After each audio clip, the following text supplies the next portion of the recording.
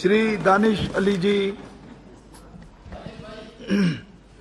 धन्यवाद सभापति महोदय कि आपने मुझे 193 पर जो खेल और युवा मामलों के मंत्रालय पर चर्चा हो रही है उसमें भाग लेने का मौका दिया। अभी मेरे से पहले वरिष्ठ साथी निशिकांत दुबे जी ने बहुत अच्छी बातें करी कि किस तरीके से हमें खेलों को आगे बढ़ाना चाहिए, और ये सच्चाई है कि जो इस देश में फेडरेशंस का रोल है और सरकार का रोल है उसमें कई जगह कंट्राडिक्शंस हैं और कई जगह मुझे कहने में जरा भी गुरेज नहीं है कि नेपोटिज्म जो है कई सारी फेडरेशंस में है, ये रिकॉर्ड पे है, सुप्रीम कोर्ट तक में ये मामले गए, लेकिन उसका कोई हल निकला नहीं है। एक तरीके से फेडरेशंस के ऊपर जो लोग बैठे हैं, रिफॉर्म्स की बात काफी समय से हम सुनते आ रहे हैं, लेकिन कितना हुआ, कितना हो पाएगा मुझे तो नहीं मालूम। लेकिन ये बात हकीकत है कि जो देहात से, गांव से, ग्रामीण अंचलों से लोग आते हैं, नौजवान आते हैं, उनके अंदर प्रतिभा कहीं ज्यादा होती है। और मैं ये रिकॉर्ड पे कह रहा हूं सभापति महोदय कि जितना फेडरेशंस के अंदर जो नेपोटिज्म है, अगर उसको न्यूट्रलाइज करके जितनी सुविधाएं एक सेक्शन को दी जाती हैं, उनके बच्चों को दी जाती हैं, अगर उसकी 1/4 भी सुविधाएं उन गांव देहात के नौजवानों को दे दी जाए तो मैं समझता हूं कि भारत का जो रिकॉर्ड होगा ओलंपिक्स में, कॉमनवेल्थ गेम्स में, वो कई गुना बढ़ जाएगा। बहुत अच्छी बात कही कि आज सरकार की तरफ से एक आयोजन किया गया, आजादी के इस अमृत महोत्सव के उपलक्ष्य में तिरंगा यात्रा निकाली गई। मुझे खुशी है इस बात की कि जिन्होंने आजादी की स्वर्ण जयंती पर जो जब गोल्डन जुबली सेलिब्रेट हो रही थी, उस वक्त अपने मुख्यालय पर तिरंगा नहीं फहराया था, कम से कम आजादी के अमृत महोत्सव पर आरएसएस के हेडक्वार्टर पे तिरंगा फहराया जाएगा। 52 साल तक उन्होंने अपने हेडक्वार्टर पर, 52 साल तक उन्होंने अपने हेडक्वार्टर्स पर तिरंगा नहीं फहराया था। आजादी के अमृत महोत्सव पर आप विषय पर बोलिए, फैलाया जाएगा। गलत कर रहे हैं सर। दानिश अली जी। सर सभापति जी महोदय, ये अभी सब्जेक्ट्स के माननीय मंत्री जी कुछ कह रहे हैं। सभापति जी, ये माननीय सदस्यों को चर्चा करते समय मंत्री जी बोल, कोई ऐसे संगठन का नाम नहीं लेना चाहिए जिसका कोई यहाँ रिलेशन नहीं है।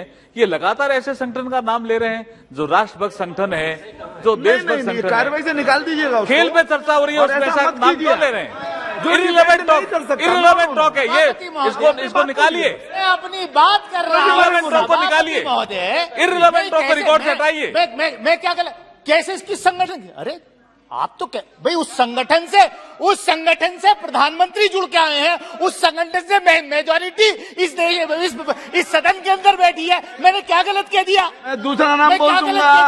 और दानिश तिरंगा अली यात्रा की बात, मैं अगला नाम पुकार दूंगा। तिरंगा यात्रा की बात जो है, तिरंगा यात्रा की बात इन्होंने शुरू करी। सभापति महोदय, अभी तो मैंने शुरू नहीं किया। हो गया। अध्यक्ष महोदय, आपका कुछ रिकॉर्ड में नहीं जा रहा है। Nothing is going on record. No जी। अध्यक्ष महोदय, बोलिए। मैं आपका बहुत मैं धन्यवाद करता हूं, आपका आभार व्यक्त करता हूं। अध्यक्ष महोदय, बोलिए। मैं आपका बहुत मैं धन्यवाद करता हूं, आपका आभार व्यक्त करता हूं कि 193 की जो युवा और खेल के बारे में जो चर्चा हो रही है, आपने मुझे मौका दिया कुछ रिकॉर्ड में नहीं जा रहा है आपका। आप बैठ जाइए प्लीज। आदरणीय सत्यपाल सिंह जी, जी, मैं उन्हीं का रिकॉर्ड में जाएगा। जी बोलिए। आप बोले। मैं अध्यक्ष महोदय, मैं आपको ये बताना चाहता हूं कि हम सब लोग इस सदन के अंदर, हम सब लोग या सरकार के स्तर पर हम सभी प्रकार की जो है हम लोग जो है योजना बनाते हैं और जीवन का जो लक्ष्य है। गलत शब्द का उपयोग कर रहे हो।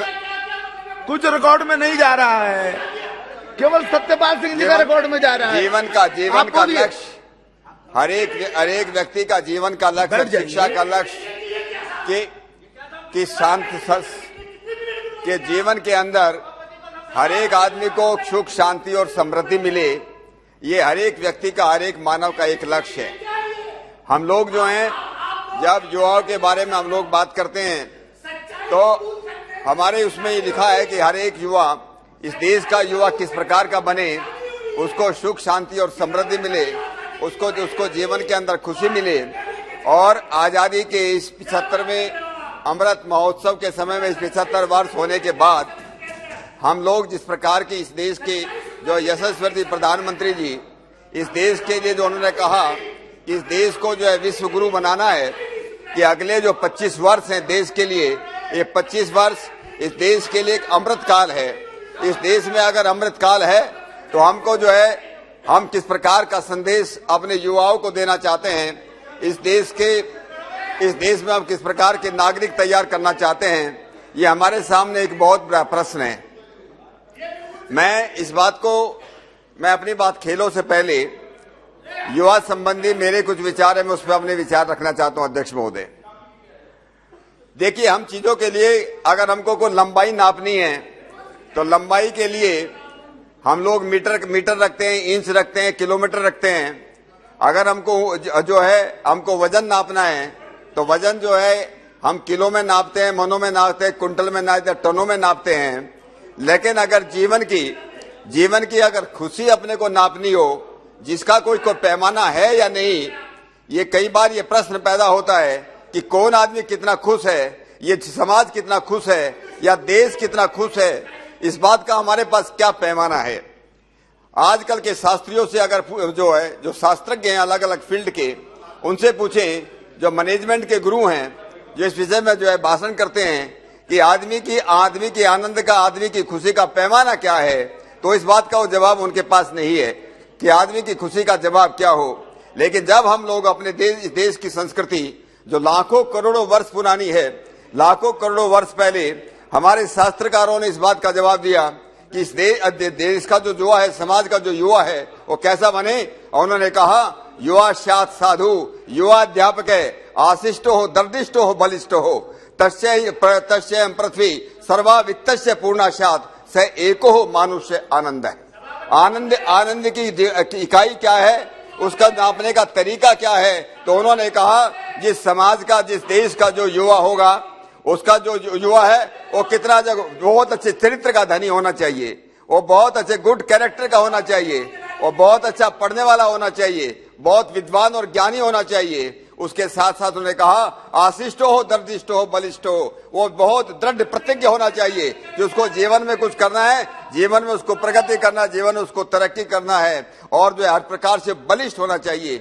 शरीर के रूप से बलिष्ठ हो, मानसिक रूप से बलिष्ठ हो, आत्मिक रूप से बलिष्ठ हो, वो ऐसा हमारा, वो कहते हैं अगर इस प्रकार के युवा, ये समाज, ये देश अगर तैयार करेगा तो निश्चित रूप से न केवल भारतवर्ष में लेकिन पूरी दुनिया के अंदर सावित्तस्य पूर्णाशात, जो कहते हैं कि एक पृथ्वी के ऊपर कितना जो आनंद है, एको मनुष्य आनंद है, वो एक आनंद की एक इकाई है।